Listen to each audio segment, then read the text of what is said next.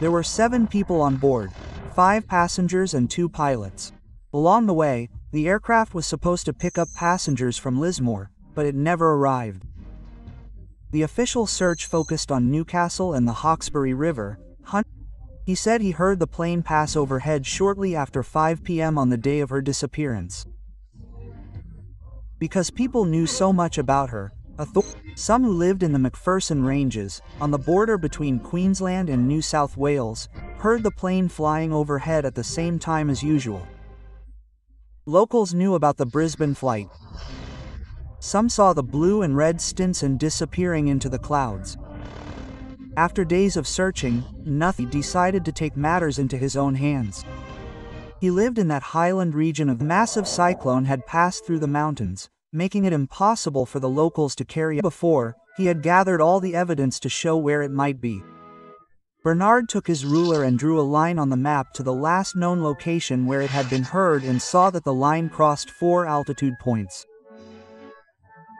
He was certain the plane had never exceeded the nearby mountain range. So he packed. The vines were thick, like a tangle of wires. There wasn't much light that day, and finding your way around was another challenge.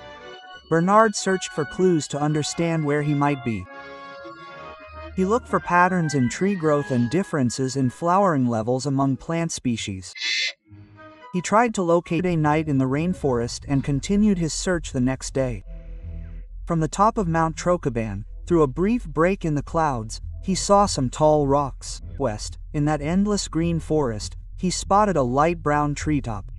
That color was unnatural for late summer and seemed out of place. Fires ring people, or indicate someone's location. He thought it might be other search teams, and responding would have confused them. So he remained silent and continued walking toward the location of the voices. Bernard crossed a ravine again. That's when he heard a response and advanced in that direction. The man finally arrived and saw a large tree that had been cut down. Another tree's entire trunk was didn't survive. The 2 he found were passengers Joseph Beanstead and James Proud. But as soon as he saw them, he couldn't even speak. It was 4 p.m. on Sunday. By then, the 2 men had been alone and Beanstead was carrying water for them both.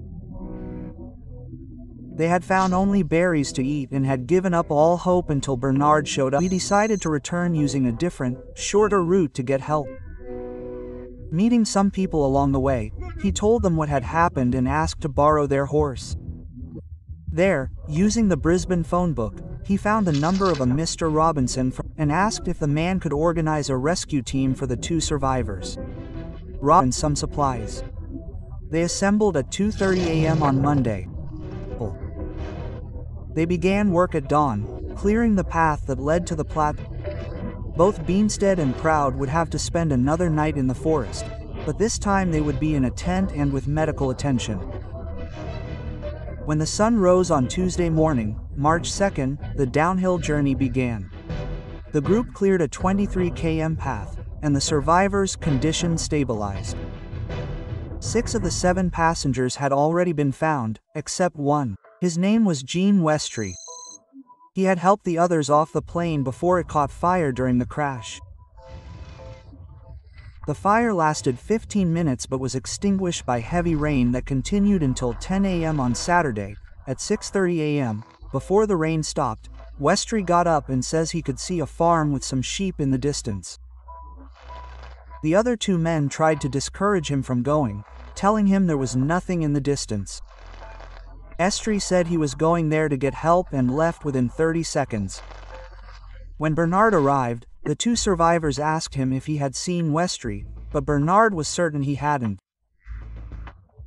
He followed Westry's path to a 40-foot waterfall and confirmed his theory that the boy hadn't survived. The operation was successful, and the 2 survivors successfully survived. The story made national headlines and was covered on TV. Bernard was presented with a plaque and a check raised by the public. Years later, Peter, who was Bernard's nephew, organized tours showing his uncle's journey to the site. Hey, if you learned something new today, like this video and share it with a friend. And here are some other cool videos I think you'll enjoy. Just click left or right and stay on the bright side.